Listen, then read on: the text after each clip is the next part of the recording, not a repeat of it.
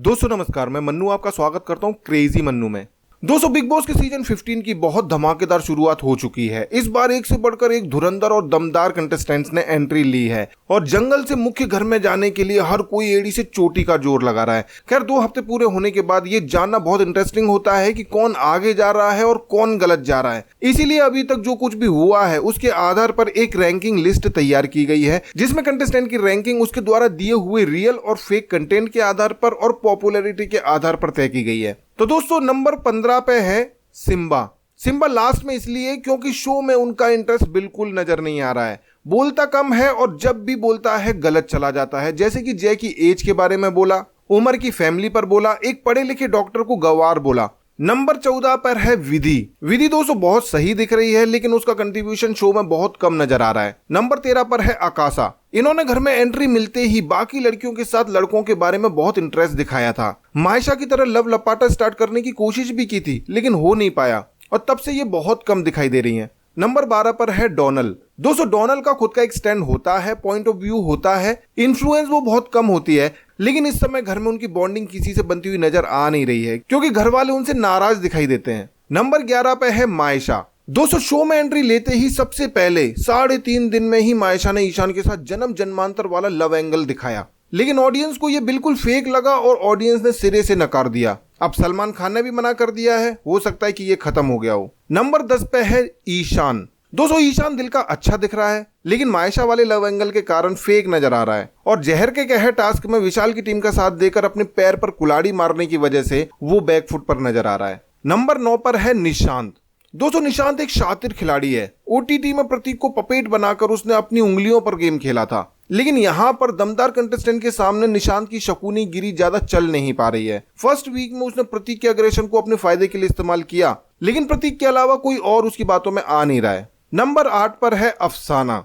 दोस्तों अफसाना जब कॉमेडी करती है तब बहुत अच्छी लगती है और जब गुस्से में बोलना शुरू करती है तो बहुत गलत बोल जाती है, झूठ भी बोलती है, अपने आप को चोट भी पहुंचाती है, सबसे अकेले भिड़ जाती है, बहुत इरिटेटिंग हो जाती है। लेकिन उसकी स्ट्रॉन्ग बात यह है कि वो उन लोगों से भी भिड़ने की हिम्मत रखती है जिनसे बाकियों के भिड़ने की हिम्मत नहीं होती। नंबर 7 पर है शमिता। दोस्तों शमिता का ओटीटी में गेम 0 था, लेकिन वो सिर्फ बड़ी सेलिब्रिटी होने के कारण टॉप 5 में गई थी। लेकिन यहाँ पर राकेश बापट के ना होने की वजह से वो गेम पर फोकस करती हुई दिखाई दे रही है और खुलकर अनफेयर संचालन कर रही है, लेकिन कई जगह वो नेगेटिव दिखाई दे रही है। नंबर 6 पर है तेजस्वी। दोस्तों अभी तक तेजस्वी बहुत स्वीट और क्यूट कंटेस्टेंट लग रही है। हालांकि वो विशाल को फॉलो कर रही है, लेकिन जब भी वो खुद का स्टैंड लेती है तो उसके लॉजिक बहुत क्लियर होते हैं। नंबर 5 पर है उमर। दोस्तों घर के सबसे ज्यादा पढ़े लिखे सदस्य डॉक्टर उमर के बारे में हर तरफ से पॉजिटिव फीडबैक मिल रहा है। घर के सदस्यों से लेकर करण पटेल जैसे गेस्ट भी उमर की पर्सनैलिटी को अप्रिशिएट कर रहे हैं।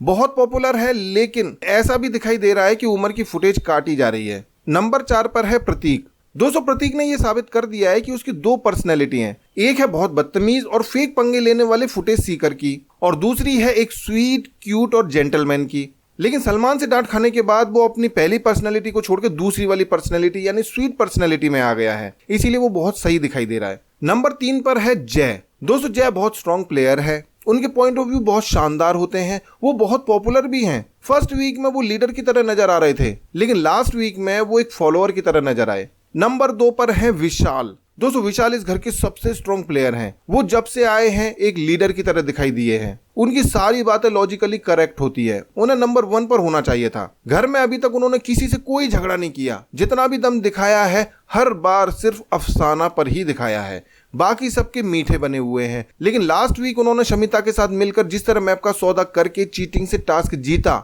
वो ऑडियंस को थोड़ा गलत लगा। उनका गेम बहुत स्ट्रॉन्ग है, लेकिन कई बार नेगेटिव चला गया है। और दोस्तों लास्ट में नंबर 1 पर है करण कुंद्रा।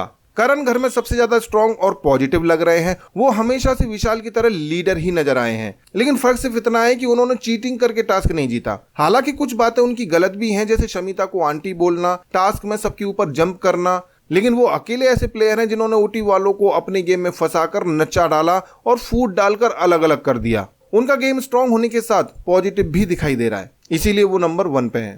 खैर दोस्तों ये इस हफ्ते तक मेरा ओपिनियन है। आपके अकॉर्डिंग ये सही है या गलत है कमेंट बॉक्स में जरूर बताइए, और आपके हिसाब से टॉप 5 कौन है कमेंट बॉक्स में जरूर लिखिए। वीडियो अच्छा लगे तो लाइक कीजिएगा, सब्सक्राइब कीजिएगा और देखते रहिएगा। नमस्कार।